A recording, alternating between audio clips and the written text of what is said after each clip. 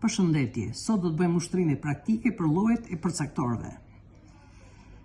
Japim shembuj me fjali, në cilën shkollë vete, përcaktor me përshtatje, shprehet me përemër pyetës. Shumë njerëz ishin ulur në sallë. Shumë është përcaktor me bashkim, shprehet me përemër të pacaktuar. Kaloi një nxënëse me një tufë lulesh. Lulesh është përcaktor me drejtim, shprehet me emër të rastës rrjedhore. Kjo ngjarje e bëri të mendojë më shumë.